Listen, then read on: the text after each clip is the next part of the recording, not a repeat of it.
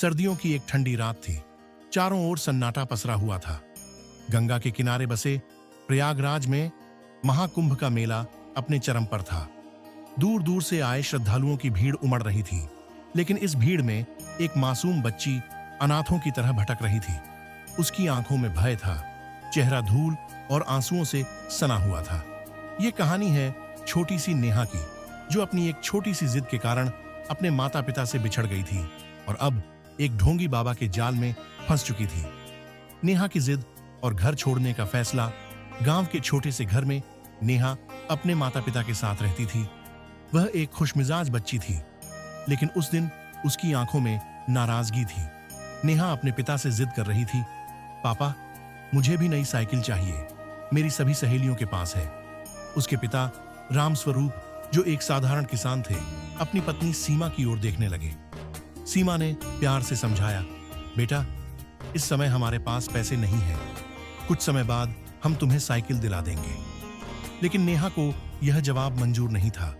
उसने पैर पटक दिए और रोने लगी। रामस्वरूप ने गुस्से में कहा, अब बहुत हो गया नेहा, जाकर अपने कमरे में बैठो।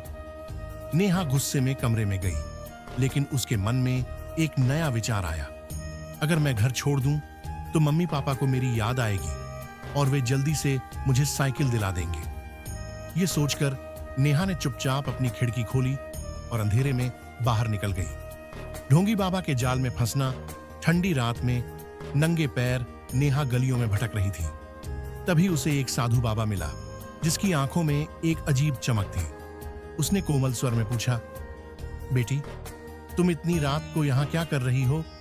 नेहा ने आंसू पोंछते हुए कहा, मुझे घर में कोई प्यार नहीं करता, मुझे साइकिल चाहिए थी, लेकिन मम्मी पापा ने मना कर दिया। साधु बाबा मुस्कुराया और बोला, बेटी, अगर साइकिल चाहिए तो पैसे भी तो चाहिए। मैं तुम्हें ऐसी जगह ले चलूंगा जहां बड़े बड़े लोग आते हैं और तुम्हें खूब पैसे देंगे, फिर तुम अपनी साइकिल खरीद लेना। नेहा मासूम थी, उसे दुनिया की बुराइयों का ज्ञान नहीं था। वह साधु बाबा के साथ चल पड़ी। बाबा उसे लेकर महाकुंभ की भीड़ में समा गया। नेहा की मजबूरी और माता पिता की तलाश। जब नेहा की आंख खुली तो उसने खुद को एक अजनबी जगह पर पाया। चारों ओर भीड़ थी, साधु संतों के तंबू थे और गंगा किनारे श्रद्धालु आस्था की डुबकी लगा रहे थे। लेकिन नेहा का मन डरा हुआ था। बाबा ने गुस्से से कहा, अब अपने काम पर लग जा। नेहा ने डरते हुए पूछा, कैसा काम बाबा? बाबा ने चिल्लाकर कहा, जाओ मंदिर के बाहर बैठो और भीख मांगो, तुम्हें पैसे मिलेंगे। नेहा बहुत डर गई और बोली, लेकिन बाबा, मैं भीख नहीं मांग सकती। ढोंगी बाबा ने उसकी कलाई पकड़ ली और दांत पीसते हुए कहा, जो कहाँ है वही कर, वरना बहुत मार पड़ेगी। डरी हुई नेहा मजबूर होकर मंदिर के बाहर बैठ गई। अब वह जिस साइकिल के लिए घर से निकली थी, उसी के बदले उसे मजबूरी में भीख मांगनी पड़ रही थी। इधर जब नेहा घर नहीं लौटी तो उसके माता पिता सीमा और रामस्वरूप की हालत खराब हो गई। उन्होंने पुलिस में रिपोर्ट दर्ज कराई, लेकिन कोई सुराग नहीं मिला। इसी बीच एक रात सीमा को भगवान शिव का सपना आया।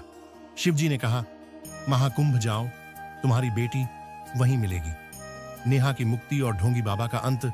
सुबह होते ही सीमा और रामस्वरूप पुलिस के साथ महाकुंभ के लिए निकल पड़े।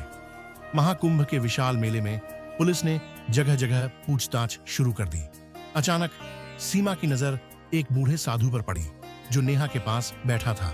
बाबा ने प्यार से नेहा का हाथ पकड़कर कहा, बेटी, डर मत, मैं तुझे तेरा असली घर वापस ले चलूंगा। इतना कहकर साधु नेहा को लेकर चला। तभी दूर से सीमा और रामस्वरूप ने अपनी बेटी को देखा। सीमा ने रोते हुए चिल्लाया, नेहा! नेहा ने जैसे ही अपनी मां को देखा, वह दौड़कर उनके गले लग गई।